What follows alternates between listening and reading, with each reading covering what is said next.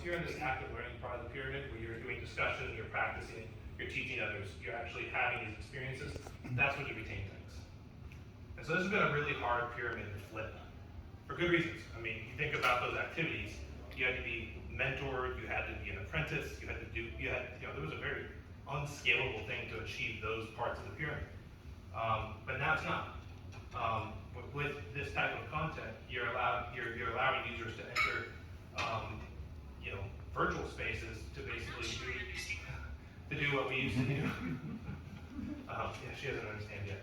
She's actually a learning model. Yeah, exactly. We gotta teach her yet too. So, but yeah, basically to get the kind of results that you see here. So, just as moving into that active learning mode, you're seeing people are 300% more confident to actually act on what they've learned.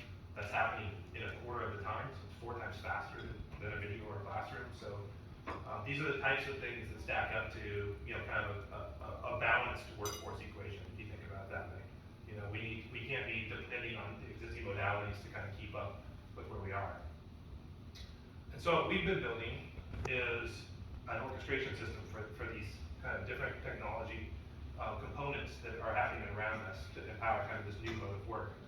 So one of those is what everybody's talking about with ChatGPT and large language models. Those are critical to what we do as well.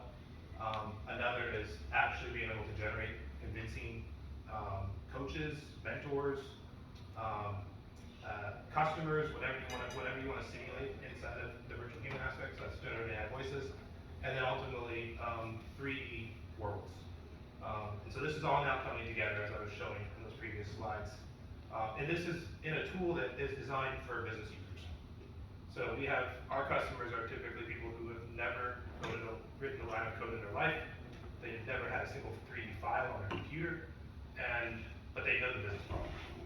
And they're in the loop to actually try to solve those business problems. That's where we need to be with this type of solution. So, and this is a little bit of a summary of the problem we're trying to solve, which is, very historically, if you wanted to scale an actual learning solution like a manual or a video, you had a huge trade-off with effectiveness. And as you got down here to on-the-job mentorship, these things became unscalable. Most businesses can't afford to scale their best mentors. It's not possible. But what happens in this new category, this immersive category, is that starts to flip. And so we're already living here, where you've got computer-generated, immersive simulations that learners are going into every day in business, gaining skills, having really compelling conversations around the experiences that they had. They would have never had if they had tried to do any sort of other kind of onboarding path or learning path.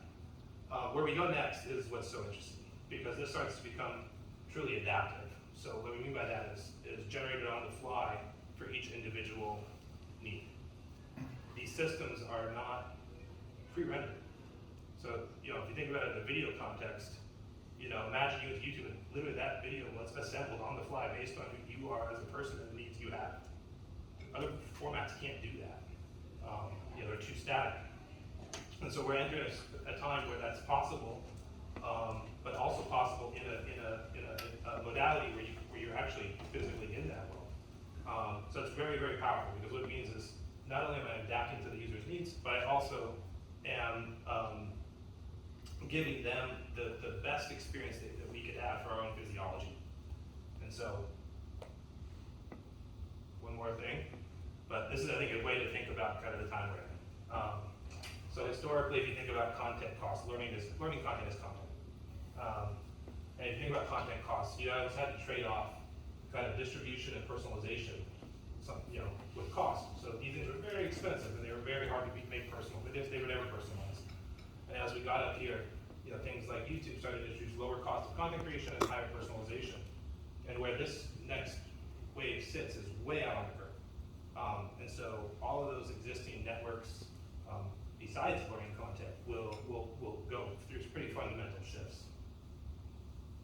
So I guess the last thing is, if we look at other use cases around this kind of generative AI in the content space, this is Gartner. This is Gartner about 3 weeks ago. And I would argue that this is already outdated. But basically, they were predicting about 30% of all marketing messages would be synthetically generated 2035. The second one's even more interesting, which is, if you think of, by 2030, there's a, and I came from this world, and I know this to be true, but a major blockbuster film like an Avatar or Marvel film will be completely AI generated by 2030. That's pretty wild to think about, how that's possible, but it is completely possible. So we start to ask ourselves the question around, if those are things that are happening, how much do we think of our learning and kind of educational content will be synthetically generated at the same time? Kyle, we have about 3 minutes. Yep.